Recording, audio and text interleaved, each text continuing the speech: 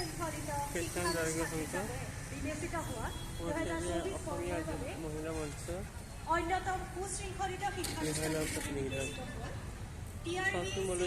Secondary স্কুলৰ অধ্যক্ষ মহোদয়া শ্ৰীযুতা কষ্টৰিকা দাস বাইদেউ আয়োজক কমিটিৰ তৰফৰ পৰা সম্বৰ্ধনা জনাবলৈ অনুৰোধ কৰিছোঁ। এয়া মঞ্চত সকলোৰে সন্মুখত শিৱসাগৰৰ TRP চিনিয়ৰ ছেকেণ্ডাৰী স্কুলৰ অধ্যক্ষ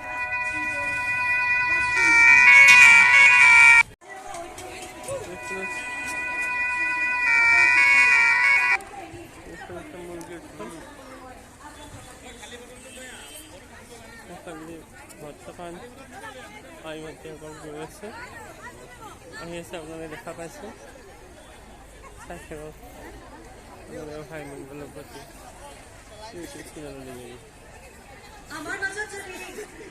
এয়া বিদ্যা বাইদেউ ক'ব ভালে কিবা ক'ব নি আমাৰ এখন ভাগ্য আমি তেখেতৰ ইউটিউবতে দেখি আছো আজি সঁচা বাস্তৱত দেখা পালো সেইকাৰণে অশেষ ধন্যবাদ তোমালোকলৈ বহুত ধন্যবাদ ধন্যবাদ ইয়াত বহুত চিনাকি মুখ আইমাতী উপস্থিত আছে আমাৰ সন্মুখত সুন্দৰভাৱে সত্ৰীয়া নৃত্য প্ৰদৰ্শন কৰা সমিতি আৰু লগতে অসমীয়া যুৱ মঞ্চ শিৱসাগৰ সমিতিয়ে যেনেকৈ শিক্ষা জগতলৈ অৰিহণা আগবঢ়োৱা বিভিন্ন ব্যক্তিক এই মঞ্চত সম্বৰ্ধনা জনাইছে ঠিক তেনেদৰে তেওঁলোকে ক্ৰীড়াৰ ক্ষেত্ৰখনতো সমগ্ৰ অসম তথা জিলাখনলৈ গৌৰৱ কঢ়িয়াই আনিবলৈ সক্ষম হোৱা কেইগৰাকীমান বিশিষ্ট খেলুৱৈক এই মঞ্চতে বিশেষ সম্বৰ্ধনা জনাবলৈ আগবাঢ়িছে।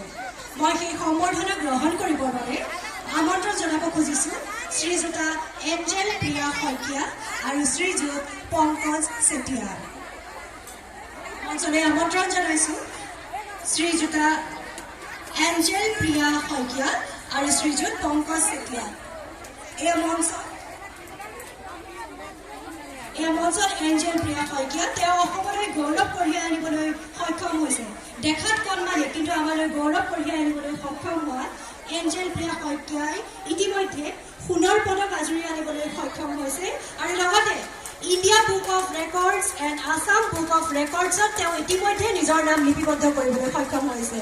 ভাৰতৰ ভিতৰত টাইকোৱাণ্ডোত বঁটা বুটলিবলৈ সক্ষম হোৱা আৰু এইবাৰৰ নেশ্যনেল গেমছত তেওঁ চিলভাৰ পদক পাবলৈ সক্ষম হৈছে আৰু তেওঁৰ বয়স মাত্ৰ 10 বছৰ। বিশ্বাস কৰিবলৈ টান যে তেওঁ অসমখনৰ কাৰণে গৌৰৱ বুটলিবলৈ সক্ষম হৈছে মাত্ৰ 10 বছৰ বয়সতে। তেওঁৰ উত্তৰ উন্নতি আমি এই মঞ্চৰ পৰাই কামনা কৰিছোঁ।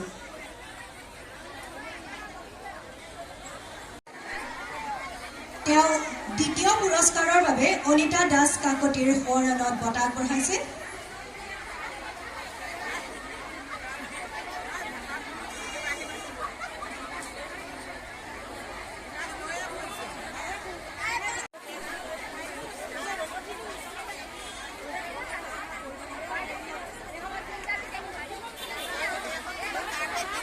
ধন্যবাদ জনাইছোঁ শ্ৰীযুত পংকজ চেতিয়া ডাঙৰীয়া। মঞ্চ আছে অনিতা দাস কাকতিৰ সোঁৱৰণত। মই এইখিনিতে আপোনালোকক আমাৰ দাতা